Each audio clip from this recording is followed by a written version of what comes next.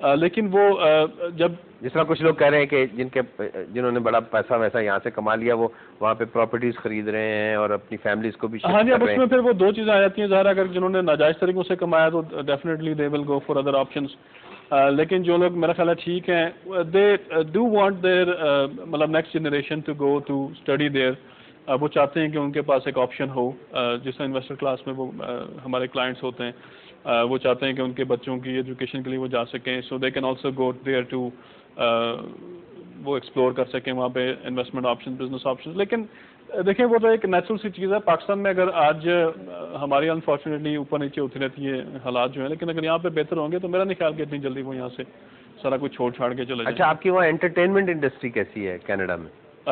پاکستان کے حوالے سے یا نہیں, اوور آل جب یعنی کینیڈا میں جو انٹرٹینمنٹ کے کیا حوالے, جس طرح نیو یارک میں براڈ وے ہے یا اس طرح؟ ہاں جی بالکل, وہ کینیڈا ٹورانٹو تو اسی طرح, اگر ہم ٹورانٹو کی بات ہی کرتے ہیں کیونکہ میں وہاں پہ تھیٹر ہے, تھیٹر ڈسٹرکٹ ہے ایک انٹرٹینمنٹ, وہ ایک انٹرٹینمنٹ ڈسٹرکٹ ہے. ٹورانٹو میں فلمیں بہت بنتی ہیں, بھی ایک ریسنٹلی وہ ایک انڈیا کی فلم آج کل لگی ہوئی ہے, وہ پوری ساری شوٹنگ وہاں پہ ہوئی ہے. انگلش فلمیں بہت سکھ بہت ہے وہاں پہ, سکھوں کے حوالے سے بڑا کام فلموں میں جی بالکل, کیونکہ ویسے تو سکھ جو ہیں دوست بھی میرے بہت ہیں, وہ تو پوری دنیا میں ہی ہے, کہیں بھی آپ چلے جائیں تو وہ آپ کو مل جاتے ہیں. لیکن of course they have establish their community, وہ وہاں پہ ہیں. اور ہوٹل بزنس بہت ہے. جی بالکل, آپ کو وہاں بھی یہ کھانے وغیرہ ملتے ہیں؟ بالکل کوئی ایشو نہیں ہے جی, کسی قسم کا کوئی ایشو نہیں ہے. ٹورانٹو میں بہت ریسٹورینٹس ہیں.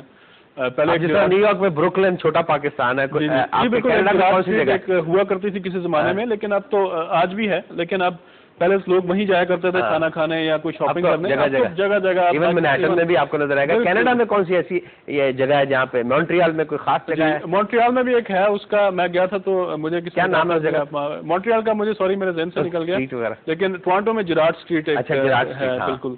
تو مونٹریال میں بھی ڈیفینیٹلی ہے, وہ ایک تھا لیکن وہ تھوڑا سا دور تھا جہاں پہ میں ٹھہرا ہوا. اچھا زین صاحب, ہمارا وقت ختم ہو رہا ہے, یعنی گفتگو اتنی سود مند اور اتنی انٹرسٹنگ ہے کہ دل نہیں کر رہا کہ آپ سے جا جائے. لیکن آپ کیا پیغام دیں گے پاکستانیوں کو کینیڈا جانے کے حوالے سے, کہ کن کن چیزوں کا خیال رکھیں؟ 2 منٹ میں آپ یہ بات. ہاں جی ضرور. میں پہلے تو ایک یہ کہوں گا کہ وہ لیگلی جو بھی لیگل مینز ہیں جانے کے, ان کو فالو کریں. کسی قسم کی جو ہے وہ 2 نمبری یا کوئی غلط ڈاکیومنٹیشن اس طرح سے جانے کی کوشش نہ کریں. وہ کل بھی ایک نیوز تھی کہ وہ ٹرکی میں پتہ نہیں کتنے پاکستانی جو ہوا, اس طرح کے اس کو فالو نہ کریں, لیگل مینز کو فالو کریں. اور جو ہے دوسرا کی یہ چیز بھی ساتھ ساتھ کہ جو ان آتھورائز کنسلٹنٹ جو ہیں, جو نام نہاد وہ بن جاتے ہیں کہ جی وہ ہم یہ سروسز دے رہے ہیں وہ دے رہے ہیں, ان سے بھی بچیں. بڑی سٹوریز ہیں, بڑے کیسز ہیں, لوگوں نے بڑا نقصان اٹھایا. اور جب وہاں بھی جائیں تو ایک ایمبیسڈر کی حیثیت, جی بالکل, وہاں بھی اپنے ملک کی, جی بالکل, وہ نمائندگی کر رہے ہوتے ہیں ہمارے ملک اور قوم کی, تو وہاں جا کے بھی پاکستان کا نام روشن کریں. جب واپس آئیں تو وہاں سے کچھ اچھا ایکسپیرینس, اچھی ایجوکیشن لے کے آئیں. اگر وہاں بھی رہتے ہیں تو پھر بھی آپ پاکستان کی خدمت ہی کر رہے ہیں, وہاں پہ رہ کے بھی کینیڈا کی بھی کر رہے ہیں. اگر آپ دونوں ملکوں کے شہری ہیں تو ملک اور قوم کا جو عزت جو ہے اس کو ضرور. زین ہاشمی صاحب, نورا نیکس کنسلٹنگ کمپنی کے چیف ایگزیکٹو, آپ ہماری درخواست پر یہاں تشریف لائے اور آپ نے اتنی سود مند باتیں کی. ناظرین, آپ نے زین ہاشمی صاحب کی گفتگو سنی. وہ لوگ جو ملک سے باہر جانا چاہتے ہیں ان کے بارے میں انہوں نے جو سود مند مشورے دیے, میں سمجھتا ہوں کہ جو بھی باہر جانا چاہتا ہے اگر اس پہ عمل کرے تو ایک باعزت طریقے سے وہ وہاں جائے گا, اور اس کو اسی طریقے سے وہاں کے جو امیگریشن اتھارٹیز ہیں اور جو وہاں کے لوگ ہیں رہنے والے, وہ ان کا استقبال کریں گے. اور میں سمجھتا ہوں کہ عزت ہے تو سب کچھ ہے. اور جو باہر جاتے ہیں اگر وہ اپنے ملک کے سفیر بن کے وہاں پہ سوچیں کہ وہ پاکستان کی, ان کی ہر حرکت جو ہے وہ ایسے ہے جیسے کسی پاکستان کے سفیر کی, اگر وہ اچھی ہوگی تو پاکستان کا نام روشن ہوگا. ہمارے حکمرانوں نے بہت باتیں کی. میں سمجھتا ہوں کہ سوائے ذوالفقار علی بھٹو کے اور اس کے بعد کچھ ضیاء الحق کے دور میں یہ سلسلہ شروع ہوا کہ لوگ باہر جانا شروع ہوئے. بھٹو صاحب سے پہلے تو پاسپورٹ بھی نہیں بنتے تھے.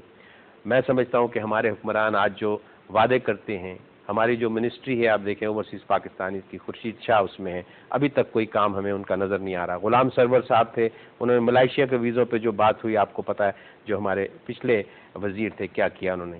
یہاں پہ میں صرف اپنی ایک نظم کے ساتھ یہ آج کا پروگرام ختم کرتا ہوں. اس کا عنوان ہے swimming pool. They made promises just to come in the rule.